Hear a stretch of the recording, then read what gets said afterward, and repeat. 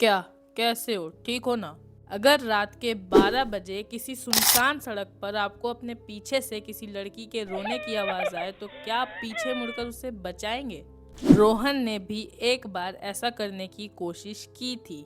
उसके बाद जो हुआ उसकी वजह से रोहन की बाइक पर एक ऐसा निशान छूट गया जिसे देखने के बाद पुलिस भी हैरान थी। आखिर उस रात 12 बजे उस बाईपास रोड पर रोहन के साथ हुआ क्या था और क्या वो चीज सच में कोई एंटिटी थी या फिर कुछ और।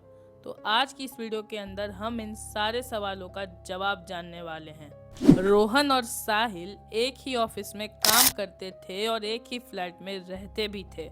उस वक्त वो दोनों डिनर करके सोने ही वाले थे कि रात के 11:30 बजे रोहन के फोन पर एक कॉल आई। कॉल उन दोनों के एक तीसरे कलीग विक्रम का था। विक्रम बहुत गुस्से में था।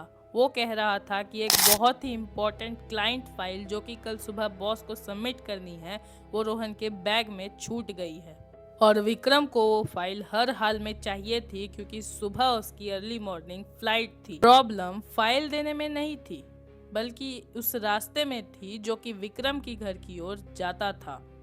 शहर के आउटर बाईपास के ठीक किनारे एक रास्ता था जहां पर रात के वक्त सन्नाटा और ज्यादा गहरा हो जाता था।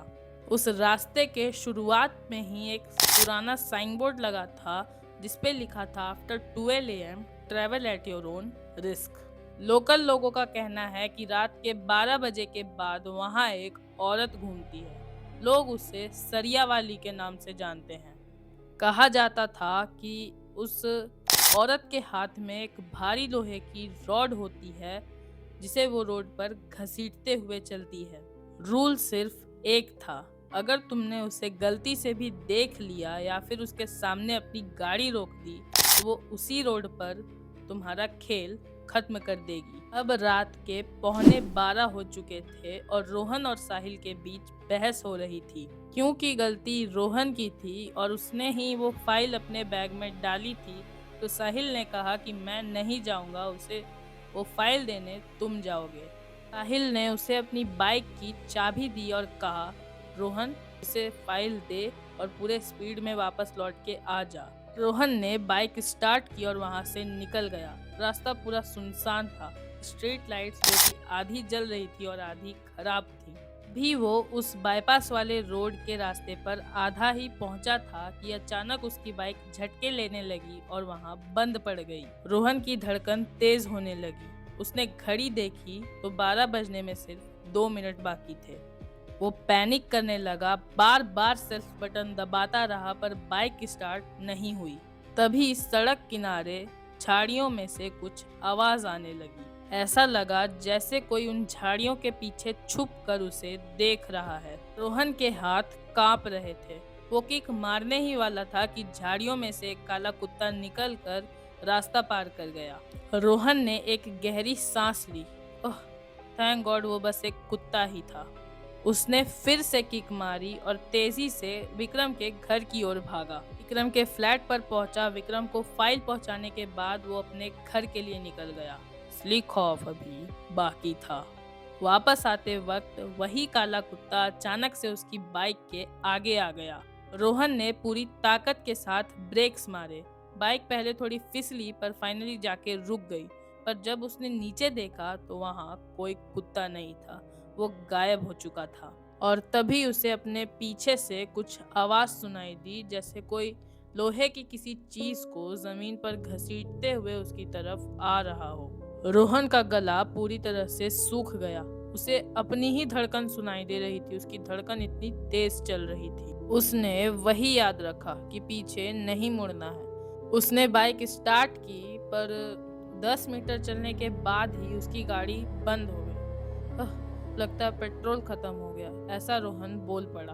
उसने सोचा कि जल्दी से गाड़ी को रिजर्व मोड पर डाल के चला लेता हूँ। रोहन जैसे ही नॉब घुमाने लगा उसे अपने पीछे से एक बिल्कुल लाचार लड़की की रोने की आवाज आई, मुझे बचाओ, प्लीज मेरी मदद करो।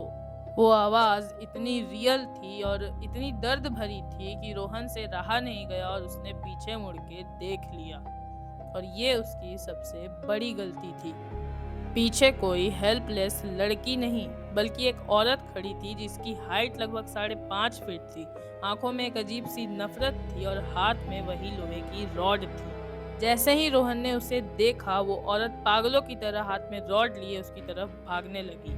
रोहन जोर से चिल्लाया। उसने अपना बाइक का जो रिजर्वेशन नॉब था उसे ऑन किया और पागलों की तरह बाइक की किक मारने लगा, पर बाइक स्टार्ट नहीं हुई और वो औरत अब सिर्फ 2 कदम दूर थी। उसने पूरी ताकत के साथ वो रॉड हवा में उठाई।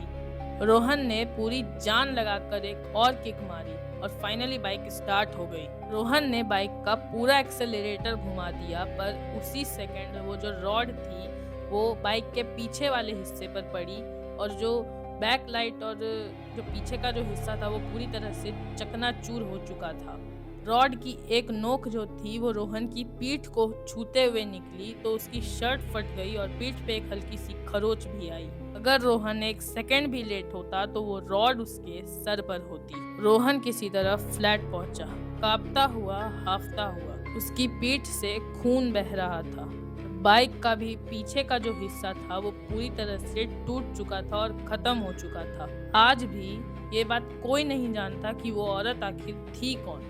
इस दुनिया से परे की कोई चीज थी या फिर कोई इंसान थी जो लोगों का कत्ल करती थी। पर एक बात सच है कि वो आज भी उसी बाईपास रोड पर है और हो सकता है वो आपका इंतजार कर रही हो। तो शुक्र मनाओ कि अभी तक आप उससे नहीं मिले हो। और अगर आपको ये स्टोरी अच्छी लगी तो मेरे चैनल को सब्सक्राइब करें और इस वीडियो को लाइक करें। जल्द ही मिलेंगे किसी एक अच्छी सी स्टोरी के साथ।